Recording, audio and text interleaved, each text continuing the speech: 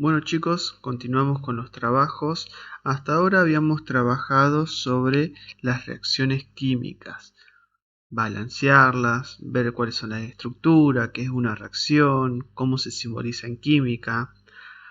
Ahora lo que vamos a seguir viendo sobre las reacciones químicas es ver cómo se clasifican. Las reacciones químicas se pueden clasificar de diversas maneras. Nosotros vamos a trabajar algunas de ellas. Vemos que hay diferentes criterios para clasificar a las reacciones químicas. El primer criterio que vamos a utilizar es según la transformación.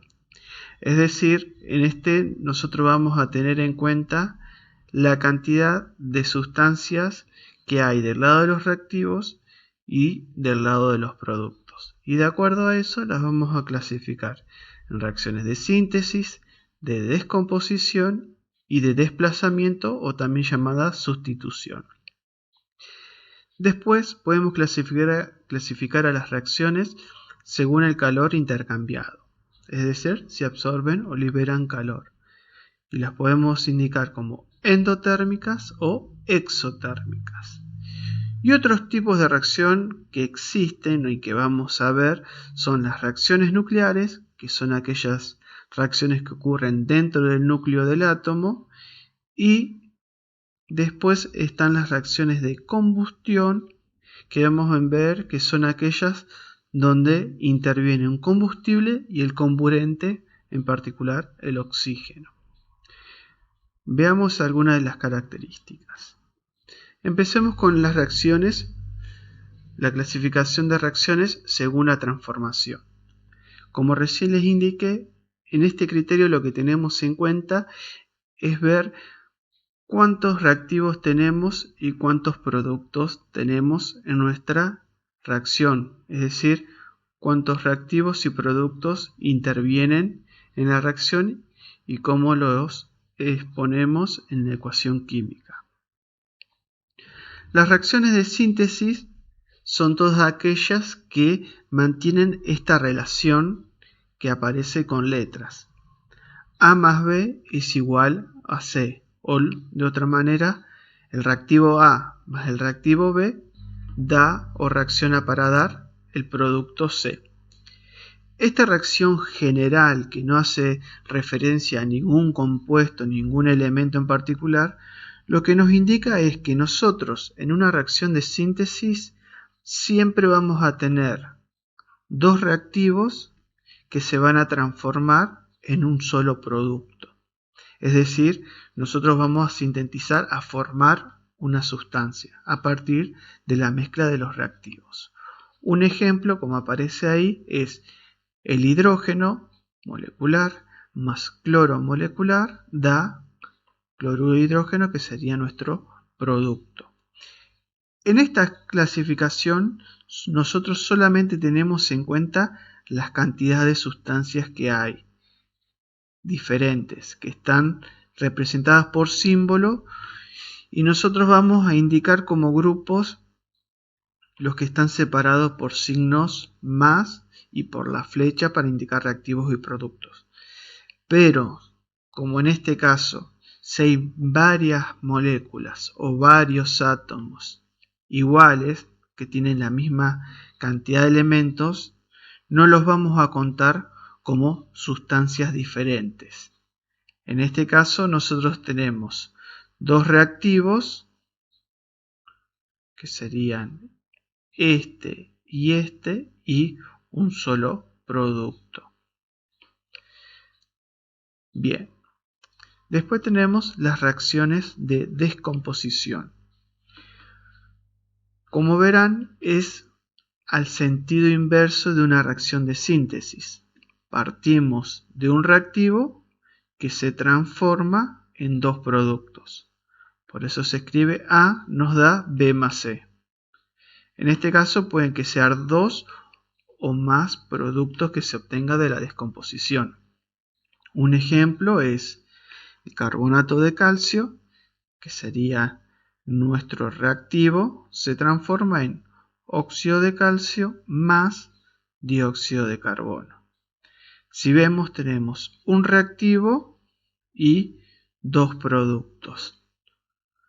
Y la última forma de clasificar la segunda transformación es en reacciones de desplazamiento o sustitución. En este, que pareciera un poquito más complejo, pero no, lo que nosotros vamos a tener es que la cantidad de reactivos y de productos es la misma. La única diferencia es que hay un reordenamiento entre los átomos como están unidos.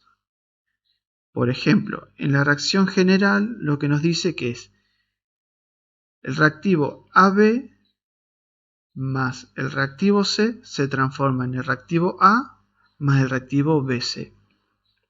Si lo mirábamos como átomos, primero tenemos el átomo A unido al átomo B y el átomo C por separado.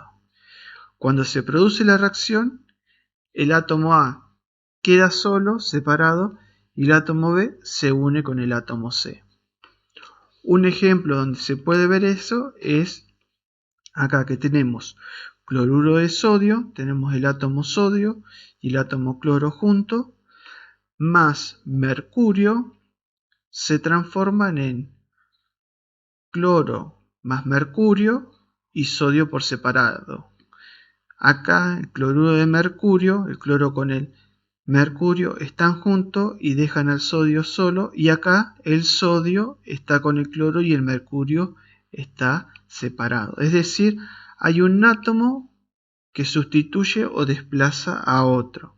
En este ejemplo, el mercurio desplaza al sodio y deja que el sodio esté solo y el mercurio se una con el cloro. Estos son los tres criterios o las tres formas de clasificar según la transformación. Para darnos cuenta cuál es cuál, nosotros tenemos que ver cuántos átomos, cuántas sustancias diferentes hay del lado de los reactivos y del lado de los productos en cada ecuación química. Si nosotros tenemos dos reactivos y un producto, va a ser una reacción de síntesis. Si tenemos un reactivo y dos o más productos, es una reacción de descomposición. Y si nosotros tenemos la misma cantidad de reactivos y productos, pero vemos que hay un intercambio, un desplazamiento de átomos, es una reacción de desplazamiento o sustitución.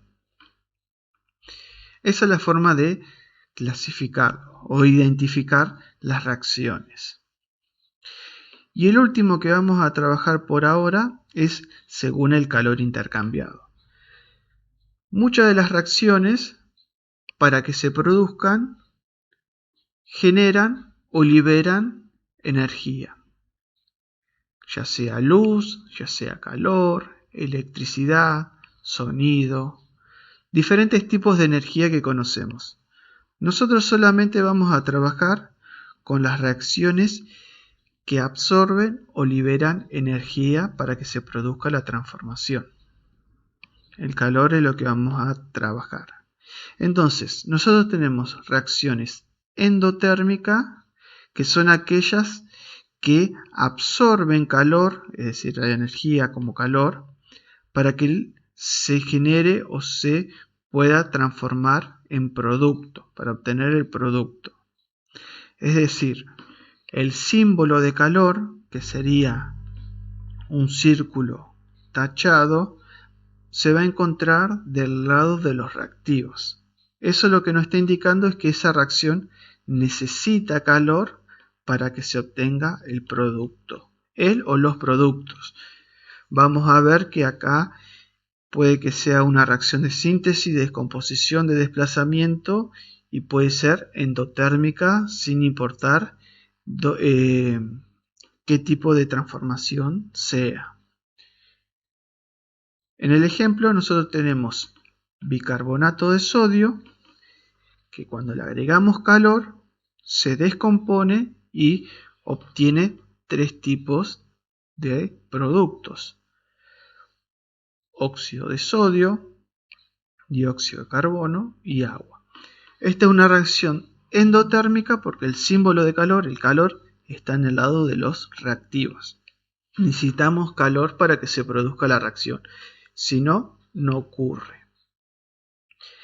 Y la otra forma de clasificarlas es si son exotérmicas. Exotérmicas es el proceso inverso. Es una reacción que libera calor, libera este tipo de energía, y entonces nosotros encontramos al símbolo de calor en el producto.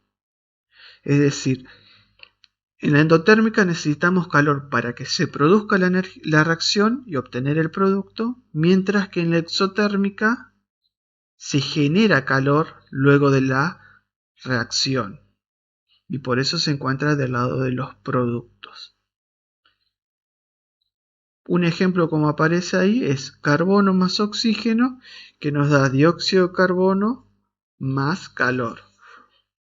Ese más o menos lo deben conocer, es una reacción común que se da cuando se quema, por ejemplo, carbón vegetal o mineral para hacer fuego. Nosotros vemos que una vez que se empezó a quemar ese carbón, genera calor.